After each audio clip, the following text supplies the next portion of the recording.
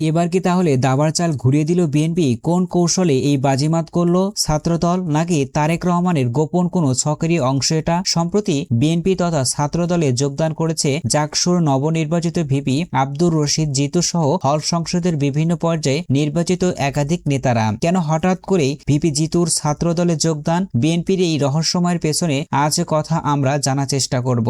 যারা আমাদের চ্যানেলে নতুন তারা অবশ্যই চ্যানেলটাকে সাবস্ক্রাইব করুন। 24-এর ছাত্র জনতার গণ অভ্যুত্থানের পর হাসিনার পতন হয়, সেই সাথে ছাত্রলীগের রাজনীতিও নিষিদ্ধ হয়ে যায়। বিশ্ববিদ্যালয়গুলো আগে ছাত্রলীগের দখলে ছিল, কিন্তু বর্তমানে ছাত্র শিবিরের একচ্ছত্র আধিপত্য বিস্তার করে রেখেছে।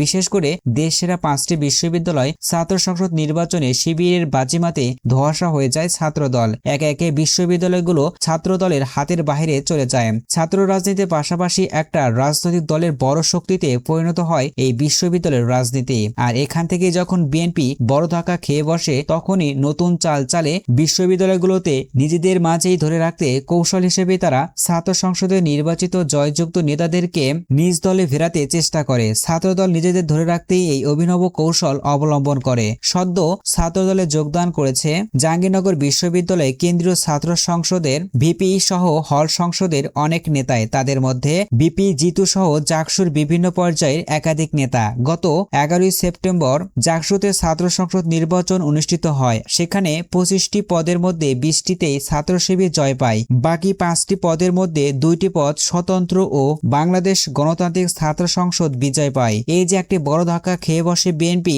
এইটা কেটে উঠতেই কি এই অভিনব কৌশল অবলম্বন করেছে? সম্মানিত দর্শক শ্রোতা, হঠাৎ ভিপি জিতুর ছাত্রদলে যোগদান কি ছাত্রদলের প্রতি শিক্ষার্থীদের কোনো ধরনের ইতিবাচক দৃষ্টিভঙ্গি তৈরি করবে, নাকি স্বতন্ত্র থেকে বিএনপিতে যোগদানে নতুনভাবে বিতর্কিত হবে ভিপি জিতু? আপনার মূল্যবান মতামত নিচে কমেন্ট করে জানিয়ে দিন। ভিডিওটি ভালো লাগলে বন্ধুদের সাথে শেয়ার করুন।